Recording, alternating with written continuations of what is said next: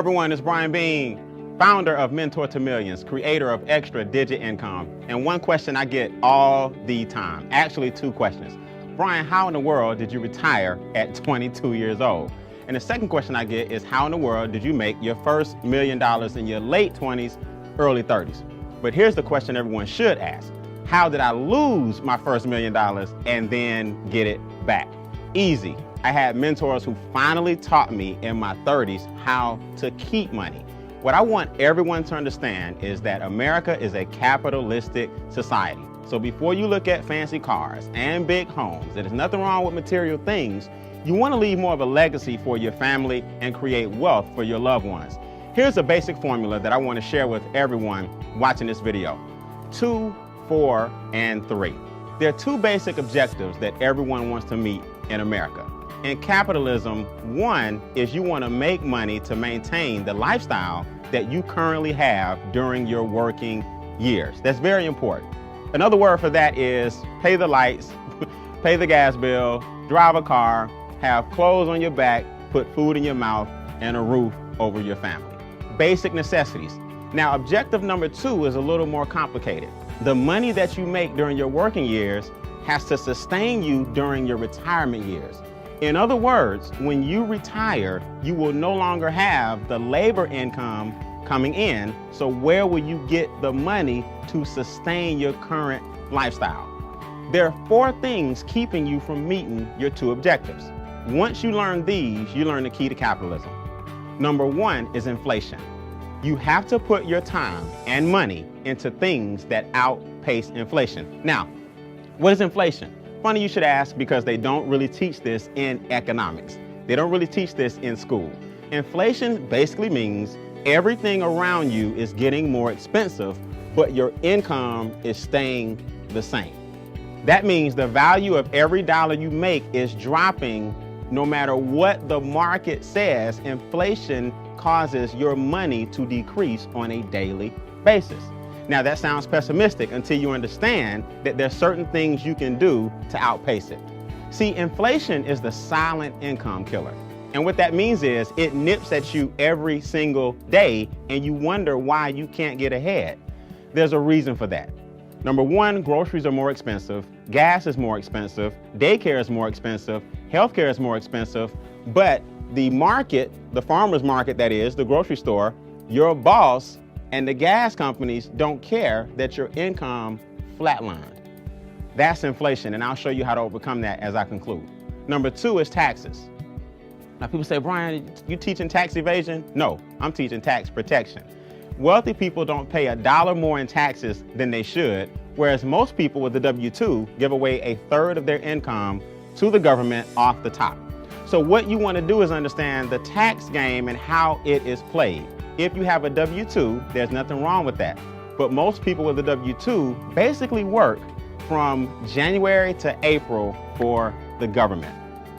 Which brings you to challenge number 3, debt. If the government is taking 1/3 of your income off the top, we're forced to do what? Borrow the rest. So now the government will get paid from January to April, and then the banks will get paid from May to September, because you have to pay all the money back that you borrowed on student loans, car notes, credit cards, mortgages, department stores. So the banks and governments are making money off of your lack of money, which brings us to number 4.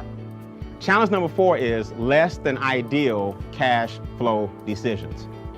When you get hit with inflation and taxes are taken out of your check, and debt is up to here, you start to make emotional decisions that prolong your journey to financial freedom.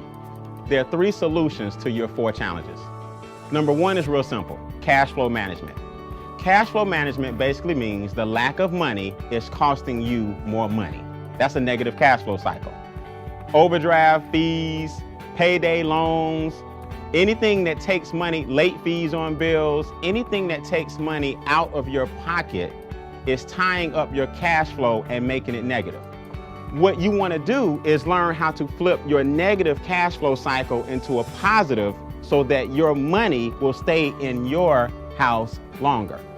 So when I lost my first $1 million, I ended up getting it back because I was able to use my own money and scale it and not make the same mistakes I made in my 20s. The second thing you can do, second solution, open a home-based business. A home-based business allows you to have the same tax benefits and the same tax write-offs as an individual that has 15 McDonald's, 17 Burger Kings, Donald Trump, Warren Buffett, Bill Gates. Listen, your small home-based business can save you a fortune in taxes. Why is that?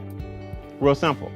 Your light bill, your gas bill, your water bill, your cell phone bill, your internet bill, your gas in your car, percentages of all these bills now allow you to have huge deductions, and your income that you're taxed on is lower. As I conclude, in other words, open a home-based business with a quality product or service and pay less taxes, or make your only income a W-2 and pay more taxes. See, here's the key. Your money is going to make someone wealthy. The question is, who's it going to be? And number 3 is investment income. Always understand that making money is taxed at a lower rate than labor making money. So do you think wealthy people work harder than you? Or do you think wealthy people have figured something out that you have not?